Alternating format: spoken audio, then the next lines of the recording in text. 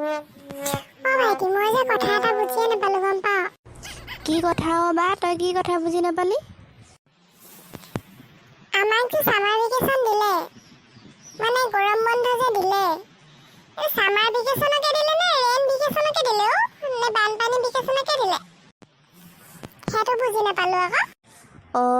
গৰম বন্ধ ময়ো বুজি নাপালোঁ। গৰম বন্ধ দিয়াৰে পৰা বানপানী বৰষুণ আকৌ ৰ'দ বুজিয়ে নাপালোঁ। গৰম বন্ধটো কেনেকৈ পাৰ হৈ গ'ল গমেই নাপালোঁ। এতিয়া গৰম বন্ধ খুলিবলেই হ'ল স্কুল। ঠিকেই কৈছ আকৌ তই বা। সেইটো কথাকে মই বুজি পোৱা নাছিলোঁ।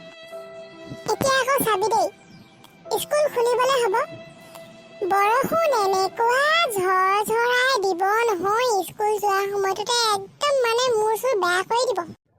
বৰষুণটো দিবই আকৌ দুদিনমান দিব নহয়। সেই টিকা ফটা ৰদ যাবি আৰু স্কুল পিঠিত একদম ভেকুলীজনীৰ নিচিনা ঘামুচি এগাল উলিয়াই আনিবি। ক'তো ফুৰিব নাপালোঁ দেই এইবাৰ। ইমানকৈ বানপানী বৰষুণ ভাল নালাগে দেই। ক'তনো ফুৰিবলৈ যাবি দেখিছচোন কেনেকুৱা বানপানী হৈছে। ভেকুলীজনীৰ নিচিনা হ'বই লাগিব আকৌ যিহে ৰ'দ বৰষুণ দিব স্কুল খোলাৰ পিছত। তেন্তে গাইছ আমাৰ চেনেলটো ছাবস্ক্ৰাইব কৰি থৈ যাব। কৈ দে আকৌ বা ছাবস্ক্ৰাইব কৰিবলৈ। তেন্তে বন্ধু বান্ধৱীসকল আমাৰ ভিডিঅ' যেনে চোৱা লাইক কমেণ্ট শ্বেয়াৰ আৰু ছাবস্ক্ৰাইব কৰি দিব। ধন্যবাদ।